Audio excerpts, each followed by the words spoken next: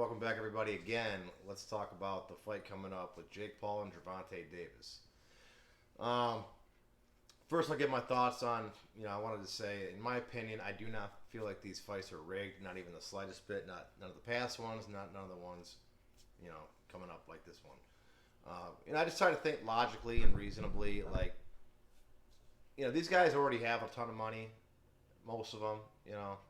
Or they're well off. Um, they're making money on these fights. They got huge audiences.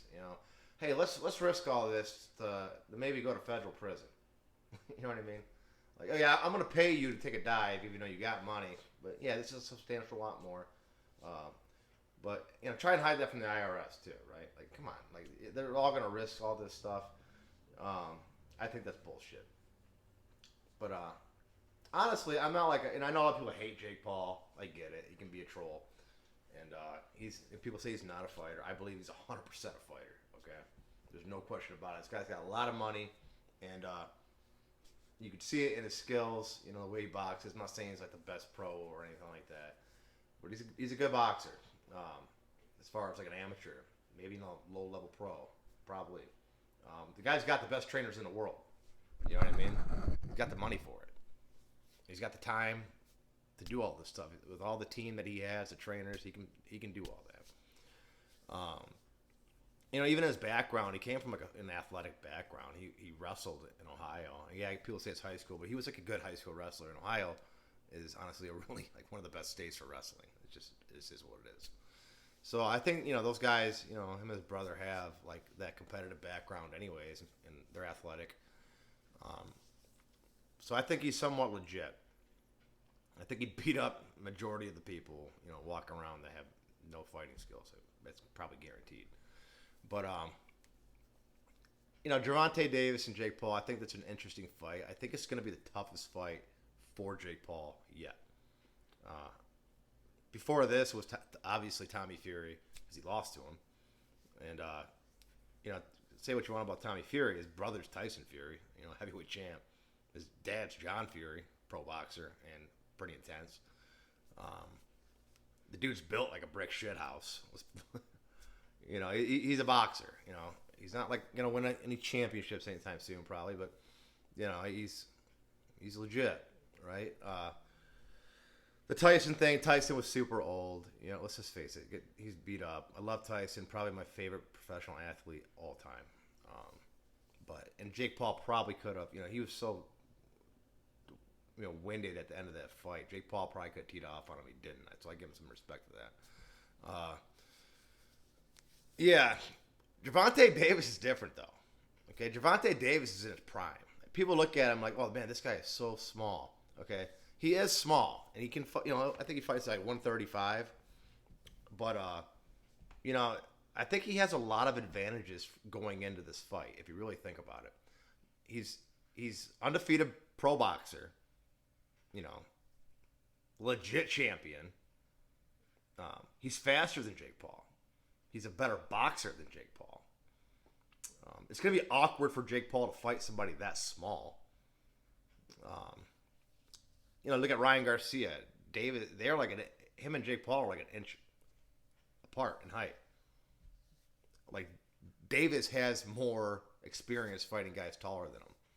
And a guy like Jake Paul has more experience fighting guys his own height or taller. Not someone shorter.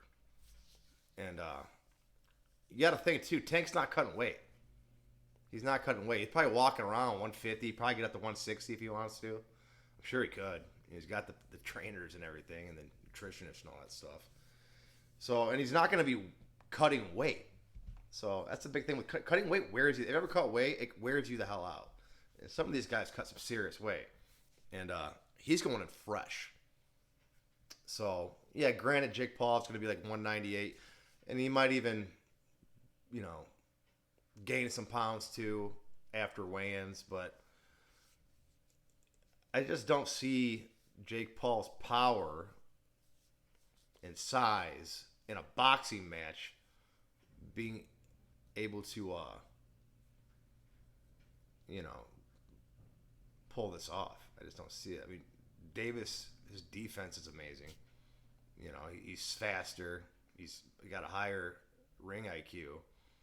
It's like Floyd Mayweather and Logan Paul. Like, did Logan Paul really even catch him? No. And Floyd was old at the time. Gervonta Davis is in his prime. Okay. So I can see this either being a really boring fight, or I can see Davis definitely pointing him out. If they're going to point each other out, Davis is definitely pointing him out. There's no question about it. And if there's a knockout, I can see that coming from Davis more so to the body, like a hard shot to the liver or something like that. I just don't see Jake, his skill set at this point being able to open up, a good shot on Davis. It's just, I think it's almost impossible. I could be wrong though. We'll see. But if I was a betting man, which I just talked about betting, I will put my money on Davis. It's going to be interesting too because the guy's so small. He's like 5'3".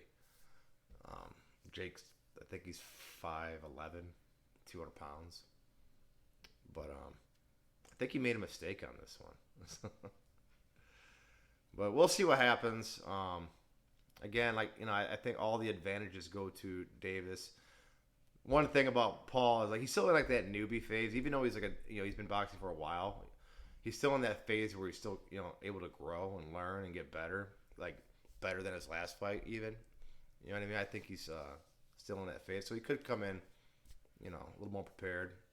I'm sure he's boxing guys Davis's size and sparring them, but yeah, I think this one goes to Davis, guys. Let me know what you think in the comments.